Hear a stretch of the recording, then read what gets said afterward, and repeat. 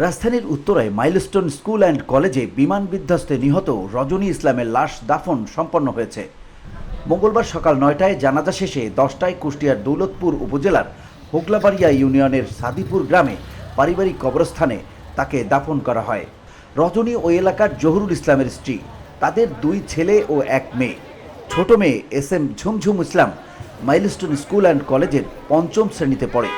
মেয়ে ঝুমঝুমকে আনতেই স্কুলে গিয়েছিলেন রজনী খাতুন। এর আগে রজনীর লাশ ঢাকার সামরিক হাসপাতাল থেকে রাত ৯:৩০টার দিকে পরিবারের কাছে হস্তান্তর করা হয়।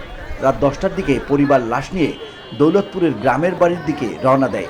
ভোরে পার্শ্ববর্তী মেহেরপুরের গাংনী উপজেলার বাউট গ্রামে রজনীর বাবার বাড়িতে লাশ নেওয়া হয়।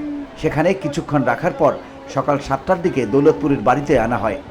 ঢাকা থেকে পরিবারের সব সদস্যই লাশের সঙ্গেই ছিল। রজনী খাতুনের ভাগ্নে বুলবুল জানান, প্রায় ২৫ বছর ধরে জহুরুল ইসলাম ঢাকায় থাকেন। তিনি গার্মেন্টস ব্যবসার সঙ্গে যুক্ত। দুর্ঘটনার দিন দুপুর ১টার দিকে ক্লাস শেষ করে ঝুমঝুম ক্যান্টিনে ছিল। স্কুলে মায়ের সঙ্গে তার দেখা হয়নি, কথাও হয়নি। বিমান দুর্ঘটনার খবর ছড়িয়ে পড়লে ঝুমঝুমের খোঁজে পরিবারের আরও কয়েকজন সদস্য স্কুলে ছুটে যান। জহুরুল ইসলাম জানান, তিনি ব্যবসার কাজে চট্টগ্রাম ছিলেন। বিমান দুর্ঘটনার খবর জানার সঙ্গে সঙ্গে উড়োজাহাজে করে ঢাকায় আসেন। এর মধ্যে পরিবারের সদস্যরা ঝুমঝুমকে স্কুল থেকে অক্ষত অবস্থায় উদ্ধার করে, কিন্তু তার মায়ের কোনো খোঁজ মেলে না। পরিবারের সদস্যরা বিভিন্ন হাসপাতালে খোঁজ করতে থাকে। এক পর্যায়ে ভাগ্নে বুলবুল ফোন করে জানায় রজনীর লাশ সামরিক হাসপাতালে রয়েছে। দ্রুত সেখানে ছুটে যান। একটু দূর থেকে শাড়ি দেখে চিনতে পারেন রজনীর নিথর দেহ সেটি। তিনি বলেন, যতটুকু দেখেছি তাতে রজনীর মাথার পেছনে আঘাত, শরীরের কোথাও পোড়া চিহ্ন নেই। ধারণা করা হচ্ছে বিমান দুর্ঘটনার সময় বিমানের কোনো অংশ তার মাথায় আঘাত লেগেছে। এটা অনাকাঙ্ক্ষিত ঘটনা, মেনে নেওয়া যায় না। VOD Bangla news desk.